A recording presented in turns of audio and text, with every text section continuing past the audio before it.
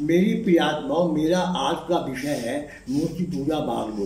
मैं साथ ही श्रोता गण से निवेदन करता हूँ कि ध्यानपूर्वक सुनिएगा और लाभ उठाइएगा। मूर्ति पूजा करनी चाहिए या नहीं? उत्तर: जब परमात्मा एक स्थान पर है तो वह मूर्ति में भी है। वैसे ही मंदिर के कूड़ा करकट में भी है। यदि मूर्ति पूज्य है तो कूड़ा करकट भी पूज्य है, फिर उसे मंदिर से बाहर क्यों फेंका जाता है? भगवान मंदिर में मूर्ति में है, वह ही याद आएगा और जगह नहीं। इस प्रकार मूर्ति पूजक मंदिर में बुरे काम से डरेगा, बाहर नहीं। मूर्ति पूजा जड़ पूजा है, परंतु हम चेतन परमात्मा को पाना चाहते हैं। वस्तुतः यह तो वही बात है हुई कि चाहिए तो लड्डू और लेने चले गए जूतों की दुकान पर। इसको अधिक आश्चर्य और बात और क्या हो सकती है? इससे अधिक आश्चर्य की बात और क्या है होगी?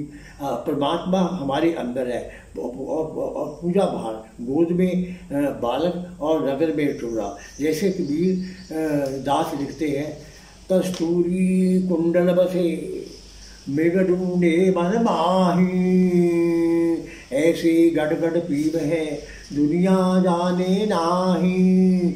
मूर्ति का धार अवतारवाद है। जब अवतारवादी भेद बुद्ध है तो मूर्ति क्यों नहीं? राम और कृष्ण स्वयं तो को मानते थे कि पुनः किसकी मूर्ति और कैसी मूर्ति पूजा? अवतारवाद असिद्ध होते हुए मूर्ति पूजा स्वनिषिद्ध हो गई। नंबर 5, परमात्मा सर्वव्यापक तो मूर्ति में भी है। जब मूर्ति में भी है परमात्मा है तो मूर्ति पूजा का विरोध क्यों? उपासना का मुख्य लक्ष्य आनंद व मोक्ष की प्राप्ति। ये गुण परमात्मा के हैं। जीवात्मा को ये गुण तभी प्राप्त होंगे जब उसका परमात्मा से मिलन होगा। योग उपासना का अर्थ है जीवात्मा व परमात्मा का मिलन। परमात्मा सर्वव्यापक होने का सबके अंदर है, मूर्ति में भी है, परंतु आत्मा सर्वव्यापक नहीं है। वह केवल शरीर में है और शरीर से निकल कर वह बाहर मूर्ति में मिलने के लिए नहीं जा सकती। बाह्य मूर्ति में प्रभु दर्शन नहीं हो सकता, इसलिए बाह्य मूर्ति में ध्यान का निषेध है। जबकि मानव शरीर में आत्मा व परमात्मा दोनों हैं, अतः कहीं बाहर जाने भटकने की आवश्यकता नहीं।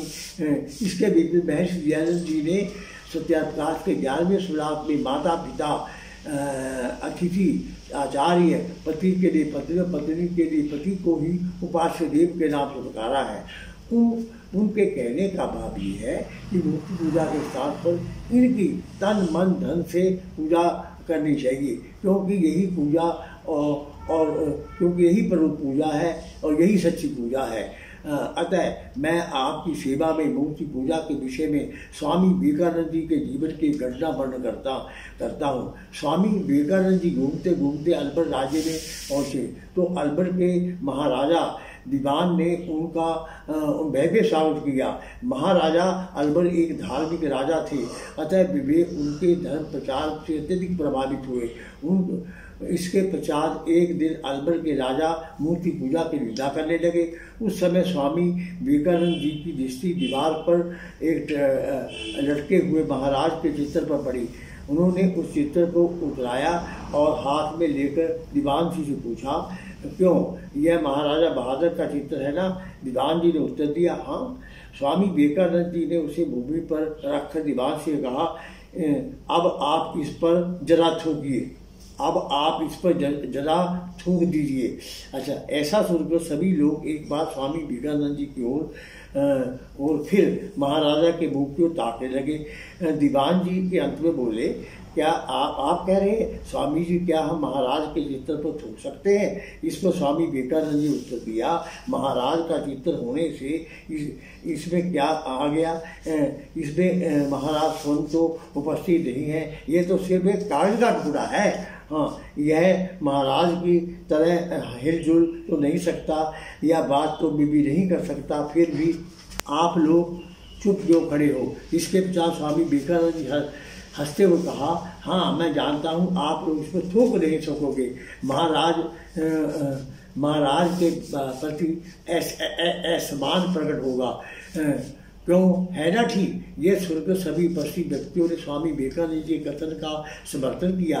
इस पर वे महाराज से हाथ जोड़कर बोले, स्वामी जी आपकी प्रेरणा से आज मुझे मूर्ति पूजा के संबंध में एक नीर अभिज्ञानता हुई। वास्तव में यदि आपकी दृष्टि में विचार किया जाए तो मैंने भी आज एक लकड़ी या पत्थर का उपासक नहीं देखा। इतने दिनों तक मैंने मूर्ति पूजा का वास्तविक रहस्य नहीं समझा था। आप ना समझने की चेष्टा की थी, पर आज ने आपने मेरे ज्ञान की आंखें खोल दी। अच्छा, इसके अतिरिक्त विदेश भ्रमण का दौरा इसके अतिरिक्त विदेश भ्रमण के दौरान स्वामी विवेकानंद जी की मुलाकात एक संत से हुई जो अपने इलाके में काफ़ी प्रसिद्ध थे। संत का बहुत बड़ा आश्रम था। उस आश्रम में कई शिष्य थे और संत के कमरे के बाहर उसकी बड़ी फोटो लगी हुई थी। संत के साथ विवेकानंद कई मुद्दों पर चर्चा हुई। बातचीत के दौरान विदेशी संत ने कहा, स्वामी जी आपके देश में इतना आडंबर है कि वहाँ के लोग पत्थर की मूर्तियों की पूजा करते हैं। जब भगवान कण में है तो फिर पत्थर की पूजा ही क्यों। स्वामी विवेकानंद कुछ देर तक सोचते रहे और उसके अगल बगल बैठकर संत के शिष्यों की बातें सुन रहे थे। अचानक स्वामी विवेकानंद ने शिष्य से कहा, क्या तमाशा बना रखा है, आपके गुरु आपके सामने बैठे हैं, फिर भी उसकी फोटो यहाँ रखी हुई है, इसे फेंको, इसे यहाँ से फेंक दीजिए।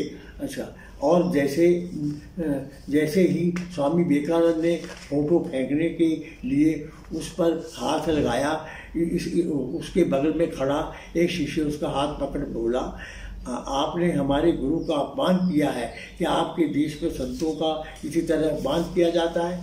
स्वामी विवेकानंद बोले, नहीं, हमारे देश में संतों की उपासना होती है। मैं तो आपके गुरु के प्रश्न का जवाब दे रहा था। फिर मैं संत से बोले, देख लिया ना आपके शिष्य आपकी फोटो का अनादर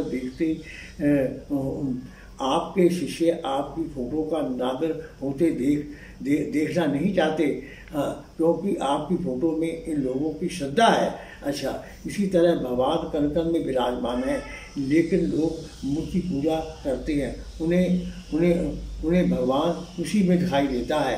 अच्छा, ये श्रद्धा और विश्वास है कि हमारे यहाँ के लोग भगवान को कहीं भी खोज लेते हैं, पत्थर की मूर्ति में भी और पेड़ में भी।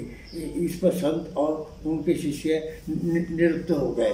इसके विषय में आचार्य शतके लिखते हैं, ना देवो विदते काष्टे ना प्रशाने नाम मृण्मय भावे न विदते देव सत समाद भावो ना कारणम जनकरी थी। परमात्मा ना काष्ठ में है, ना मिट्टी में, ना मूर्ति में, वह केवल भावना में रहता है। भावना ही मुख्य है, अतः भावना ही भगवान है। हम देखते हैं मूर्ति पूजा बेबुद तो है, परंतु यह एक पूजा पद्धति बन चुकी है। दूसरे मूर्ति पूजन का ढंग प्रत्येक व्यक्ति का अलग अलग है। दूसरे इसकी रुचि के अनुसार उसका व्यक्तिगत विषय है। हम किसी भी व्यक्ति को वेदानुसार निराकार प्रभु की पूजा करने के लिए बाध्य नहीं कर सकते। महर्षि दयानंद जी ने तो अपने गुरु विजयानंद जी के समक्ष प्रतिज्ञा की थी कि वे आज ग्रंथों का प्रचार करें, परंतु यह सब के लिए व्यवहारिक नहीं है, क्योंकि प्रत्येक व्यक्ति ने अपनी रुचि एवं परिस्थितियों के अनुसार प्रभु पूजन की पद्धति अपना रखी है। अतः विभिन्न संप्रदायों की मूर्ति पूजा भी भिन्न है। जैसे दादू दयाल शिष्य रजब लिखते हैं,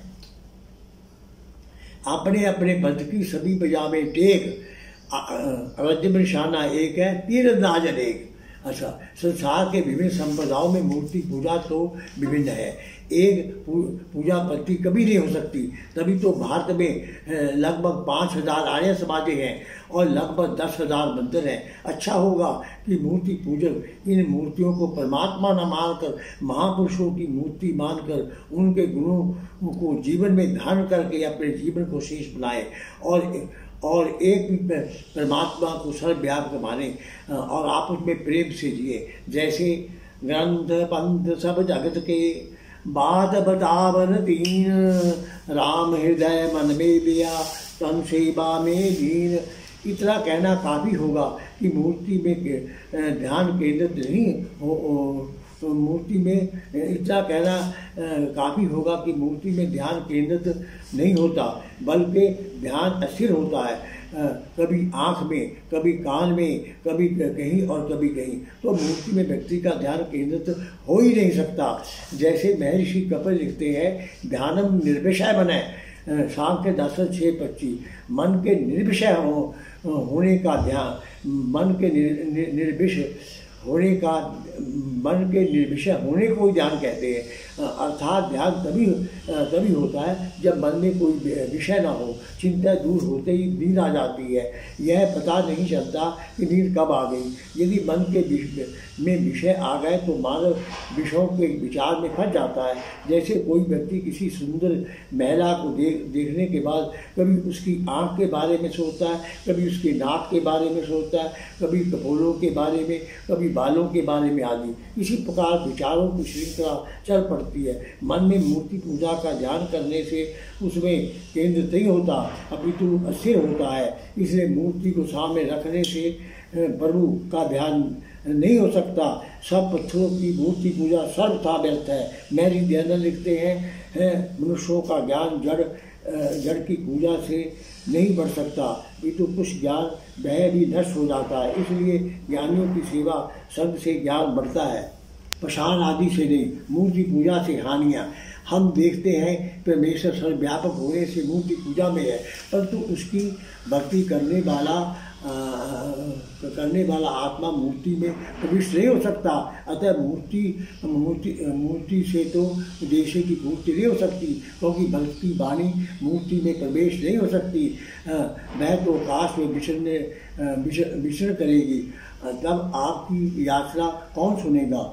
अतः मूर्ति के दर्शन मात्र से प्रभु स्मरण हो जाए और उसके बनाए पृथ्वी, जल, वायु, अग्नि आदि कृत महामूर्तियों की जिन पर्वत आदि से मानवकृत मूर्तियाँ बनती हैं, उनको देखने से प्रभु स्मरण क्यों नहीं होता। यदि मूर्ति के दर्शन मात्र से प्रभु स्मरण हो जाए तो उसके बनाए हुए पृथ्वी, जल, वायु, अग्नि आदि कृत महामूर्तियों की जिस पर्वत आदि से मानवकृत मूर्तियाँ बनती हैं, उसको देख से प्रभु स्मरण क्यों नहीं होता। जब मूर्ति सामने नहीं होगी तो व्यक्ति एकांत में चोरी व्यभिचार, रिश्वत आदि कुकर्म करने लगेगा, क्योंकि वह समझेगा इस समय उसे कोई नहीं देख रहा। मिलन वही संभव है जहाँ पर दोनों आत्मा और परमात्मा होंगे। हाँ, ये दोनों तो केवल शरीर में ही निवास करते हैं। मूर्ति पूजा के विषय में पंडित रामदेव भी लिखते हैं, इन पंक्तियों को ध्यानपूर्वक सुनेगा और आत्मसात कीजिए। यदि कोई मूर्तियाँ पूजे अर्थात सेवा करने योग्य है तो वे हैं माता पिता, आचार्य, अतिथि, पति के लिए पत्नी, पत्नी के लिए पति। इनकी तन मन धन से यथा योग्य सेवा करनी ही पूजा है। ईश्वर की स्तुति, प्रार्थना, उपासना द्वारा उनके गुण कर्म स्वभाव के अनुकूल अपने गुण कर्म स्वभाव को करते जाना और बड़े यश धर्मयुक्त कामों को करना और निष्काम भाव से संसार की सेवा करना ही परमेश्वर का नाम स्मरण है। पंडित राम देलवी लेखा बली पृष्ठ 143। महर्षि दयानंद लिखते हैं, मूर्ति पूजा के लिए वेद में कोई आज्ञा नहीं है। ईश्वर स्वतंत्र है, उसे कोई बस में नहीं कर सकता। तुम मूर्तियों को ईश्वर मानते हो और फिर अपने हाथ से ताला लगाकर उन्हें मंदिर में बंद कर देते हो। तुम ही सोचो इनमें ईश्वरीय शक्ति कहाँ है। बे ना तो बर्दे शक्ति और ना ही शाप, क्योंकि बे जड़ रूप है। यदि कल्याण चाहते हो तो हृदय में परमात्मा का पूजन कीजिए। इसके विषय में नारायण प्रसाद बेताब जी की महादर्शनाचार्य नामक कविता प्रस्तुत की जाती है। सूचना करूँगा कि इस कविता को बड़े ध्यानपूर्वक से सुनिएगा और आत्मसात कीजिएगा। आपका जीवन का कायाकल्प हो जाएगा। अधवरान हूँ भगवन, तुम्हें कैसे रजाऊं मैं, ना कोई वस्तु है जिसे सेवा में लाऊं मैं, करूं किस तरह आवाहन कि तुम सर्वत्र व्यापक हो, निरादर है बुलाने को अगर घंटी बजाऊं मैं, तुम ही तो मूर्ति में हो, तुम ही व्यापक है फूलों में, भला भगवान को भगवान पे कैसे चढ़ाऊं मैं। अच्छा, लगाना भोग कुछ तुमको, ये एक अपमान करना है, खिलाता है जो जब को उसे कैसे खिलाऊं मैं, तुम्हारी ज्योति से रोशन सूरज चांद तारे, महा अंधकार है तुमको अगर दीपक जलाऊं मैं, भुजाएं हैं ना गर्दन है ना सीना है ना पेशानी, तुम है निर्लेप नारायण कहाँ चंदन लगाऊं, तुम निर्लेप नारायण कहाँ चंदन लगाऊं मैं, बड़े नादान हैं जो जन घटते हैं आपकी सूरत, बनाया विश्व को तुमने, तुझे कैसे बनाऊं मैं। ओम शांति।